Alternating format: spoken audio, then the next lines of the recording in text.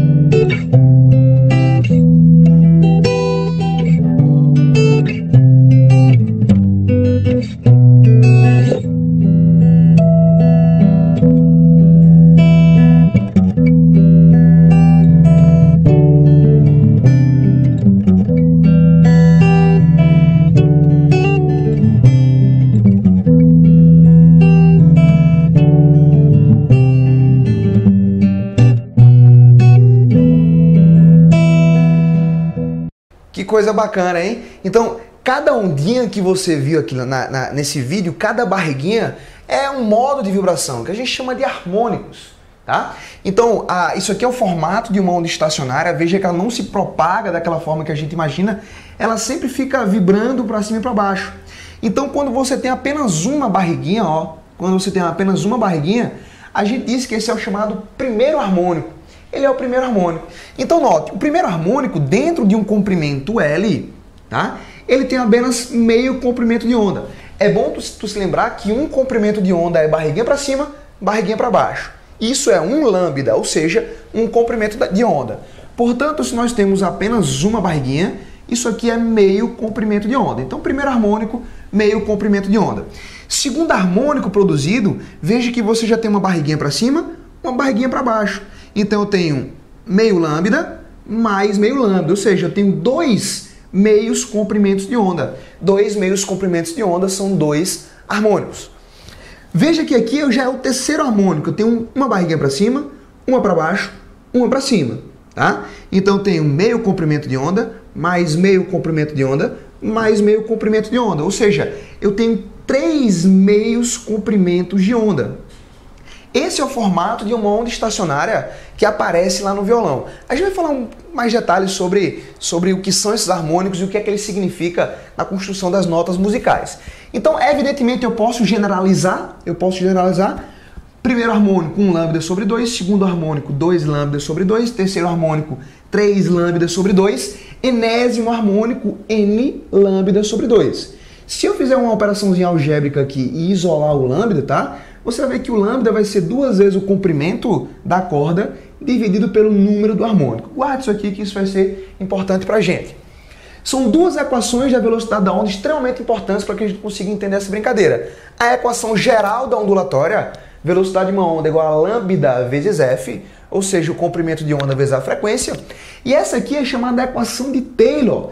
Essa equação da velocidade, ela só serve para ondas produzidas em uma corda. Então, a velocidade de propagação vai ser raiz da tensão, ou seja, de quanto a corda está tracionada ou tensionada, dividido por esse mizinho aqui. Professor, já sei, aquele mi é o coeficiente de atrito. Não, cara, não tem nada de coeficiente de atrito. Isso aqui é o que a gente chama de densidade linear. O que é a densidade linear? É a massa dividido pelo comprimento da corda. Em outras palavras, a densidade linear é o calibre. Ou seja, quanto mais grossa a corda, maior a densidade linear. Quanto mais fina a corda, menor é a densidade linear. Claro, levando em consideração que cordas com o mesmo comprimento, tá certo? Então, se eu igualar essa parte com essa parte aqui, porque ambas estão relacionadas à velocidade, lambda vezes F vai ser igual a raiz da tensão dividido pelo coeficiente de atrito. Densidade linear, tá? Então, isolando a frequência aqui, você tem que a frequência 1 sobre lambda vezes a raiz de t sobre mi, tá? Se eu inverter aqui 1 sobre lambda, eu inverto isso aqui também, ou seja, n dividido por 2L, e a gente chega numa equação extremamente importante para que a gente possa entender o funcionamento de um violão. É claro que não precisa estar decorando essa equação, basta que tu saiba analisá-la. Então, a frequência produzida pela vibração de uma corda depende basicamente de 4 coisas: do harmônico, do comprimento da corda, da tensão em que ela está lá arrochada, tá? E da densidade linear, ou seja, do calibre, da grossura da corda. Eu vou pegar aqui o violão mais uma vez para que você consiga entender direitinho como é que cada um desses fatores são relacionados. Vamos, de início, esquecer o harmônico. Considere que o harmônico é sempre o mesmo, isso aqui não varia. Vamos analisar o que é que acontece quando eu vario o comprimento da corda com relação à frequência. Galerinha, comprimento da corda e frequência são grandezas inversamente proporcionais. Ou seja, quanto maior o comprimento da corda, menor a frequência. Eu já te falei, som com baixa frequência é som mais grave. Então eu vou fazer uma experiênciazinha aqui. Olha que coisa interessante. Eu vou pegar, por exemplo, essa cordinha de baixo aqui. Vou tocar ela. Quando eu toco essa corda, o comprimento está sendo todo o comprimento da corda, ó. Tudo está funcionando. Agora o que é que acontece? Quando eu diminuo o comprimento da corda, tá? Quando eu diminuo o comprimento da corda, eu vou aumentar a frequência. Aumentando-se a frequência, eu deixo o som mais agudo. Então vamos lá, olha só. Quando eu toco aqui, o comprimento considerado é todo. Quando eu coloco o dedo aqui, o comprimento considerado é daqui até aqui. Então veja que eu já diminui o comprimento da corda, ó. O som ficou mais o quê? Mais agudo. Frequência mais o quê? Frequência maior. Então, comprimento maior, frequência menor. Comprimento menor, frequência maior. Tá? O som fica mais agudo. E aí você vai tendo uma infinidade de sons aqui só variando o comprimento da corda do violão, ó. Veja que aqui o som já fica bem agudo. Por quê? Olha o tamanho do comprimento. Dá para notar? Então isso acontece com todas as cordas. Aqui é a mesma coisa. Veja que o som fica mais agudo, né? Quanto menor o comprimento, som mais agudo, tá? Maior frequência. Então é assim que varia o comprimento da corda com a frequência. E a tensão? A tensão eu posso ajustar aqui, ó, nas tarraxas. Quanto maior a tensão, maior a frequência. Então quanto mais eu aperto, maior a frequência, som mais agudo. Quer ver, fera? Lá vai, ó. De novo a cordinha aqui de baixo. O que é que eu vou fazer? Vou apertar. Conseguiu perceber que o som ficou mais agudo? Agora eu vou folgar. Vou folgar bastante aqui, ó. O som vai ficando cada vez mais grave, ó. Mais grave, mais grave, mais grave, mais grave. Pronto. Por aí vai. Acabei desafinando o violão aqui, mas se eu for apertando de novo, vai vendo que ele vai ficando... A frequência de vibração vai aumentando e o som vai ficando mais agudo. Só. Pronto, já afinei o violão de novo, tá? Então, tá aqui a relação entre tensão e frequência. Quanto mais tensão, mais frequência, som mais agudo.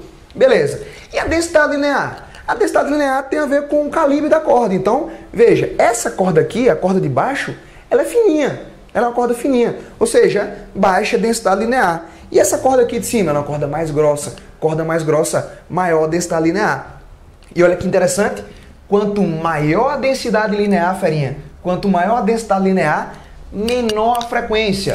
Menor frequência, som mais grave. Então veja, a corda de cima tem grande densidade linear, portanto ela vai produzir uma baixa frequência, o som vai ser mais grave. Ok? Vamos para a corda de baixo. A corda de baixo é mais fininha. Corda mais fininha, baixa densidade linear, alta frequência, som mais agudo. Som mais grave, som mais agudo, baixa frequência, alta frequência. Tá? Então veja que eu consigo relacionar essas três grandezas aqui, tudo analisando as cordas do violão e o comprimento onde eu coloco minha mão aqui.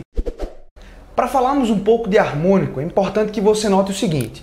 Considere cordas com o mesmo comprimento, a mesma tensão ou tração e a mesma densidade linear, ou seja, a mesma espessura, o mesmo calibre. Se você variar o harmônico, você está variando o formato da onda. E quanto maior o harmônico, ferinha, quanto maior o valor desse N aqui, ó, maior a frequência. Portanto, se você tem ondas com essas mesmas características e você tem esses dois formatos aqui, saiba que essa onda tem uma frequência maior do que essa onda. Ou seja, a frequência do segundo harmônico é maior do que a frequência do primeiro harmônico. Então, quanto maior a quantidade de barriguinhas que você tem lá, maior vai ser a frequência daquele som. E eu já falei para vocês, quanto maior a frequência, mais agudo o som vai ser, ou seja, mais fininho ele vai ser, tá certo? Então, olha que coisa interessante. Nota aqui comigo. Eu vou pegar o violão e eu vou fazer para vocês aqui 3 notas mis diferentes. Eu vou fazer 3 notas mis diferentes. Saque aqui comigo. Olha só. Essa nota aqui é um Mi. E essa nota aqui, ela tem exatamente 82 Hz de frequência. Essa nota que eu vou fazer aqui agora também é um Mi. E esse Mi tem 164 Hz de frequência. Essa nota que eu vou fazer aqui, ela também é um Mi. E ela tem 328 Hz de frequência. Veja, eu estou fazendo 3 notas iguais, com o mesmo nome, mas com frequências diferentes. Professor, e como é que eu posso saber que determinada frequência também é um Mi? Ferinha, se liga no recado que eu vou te dar aqui, ó. Note que esses caras são múltiplos inteiros um dos outros. Essa frequência F3, ela é 2 vezes a frequência F1 e ela é essa frequência F3 é 2 vezes a frequência F2 e essa frequência F3, tá? Ela é 4 vezes a frequência F1. Ou seja, se você tem frequências que são valores múltiplos um dos outros, elas estão tratando da mesma nota. Por exemplo, imagina que você pega aí uma frequência, um instrumento faz uma frequência com som de 1312 Hz. 1312 Hz. Tu concorda que isso aqui também é um Mi? Isso aqui também é a nota Mi? Por que isso é um Mi? Se você sacar 1312 Hz, ele equivale a 16 vezes a frequência F1. Ou seja, 16 vezes 82 vai dar 1312 Hz. Portanto, como essa frequência é um múltiplo inteiro dessa frequência, essa frequência está relacionada também à nota Mi. Outro exemplo, vamos pegar a nota Sol. Aqui no meu violão eu vou fazer 3 notas sóis diferentes, tá? Então, por exemplo, isso aqui é uma nota Sol. Isso aqui é uma nota Sol e essa nota tem 98 Hz de frequência. Eu vou fazer outro Sol agora para você ver. Esse outro Sol aqui tem 196 Hz de frequência. Eu vou fazer agora um outro Sol. Esse Sol aqui tem 392 Hz de frequência. Por que eles denotam a mesma nota? Porque eles são múltiplos inteiros uns dos outros. Por exemplo, essa frequência F3 é 2 vezes essa frequência F2, que é 4 vezes essa frequência F1. Então, mais uma vez, imagina que o cara fez lá uma nota no instrumento e essa nota tem uma frequência de 1176 Hz. Isso aqui, essa frequência também está relacionada à nota Sol. Por quê? Se tu notar, essa frequência aqui é 12 vezes a frequência F1. Ela é 12 vezes a frequência F1. Então, se esse valor é um múltiplo inteiro de um desses valores aqui, tá? A gente vai ter exatamente a mesma nota musical. Repito, Ferinha, extremamente importante isso. Frequências que são múltiplas uma das outras denotam a mesma nota musical. Por exemplo, Sol, Sol, Sol. O que é que muda com elas? A frequência. E essas frequências são múltiplas inteiras uma das outras. Espero que você tenha aprendido um pouco mais e se encantado um pouco mais com esse instrumento belíssimo chamado violão. Valeu! Fala, Ferinha! Curtiu essa videoaula? Então não se esqueça, dá um joinha, compartilhe nas redes sociais e se inscreva no canal. O Projeto Física Mais agradece demais a tua colaboração. Valeu, tchau!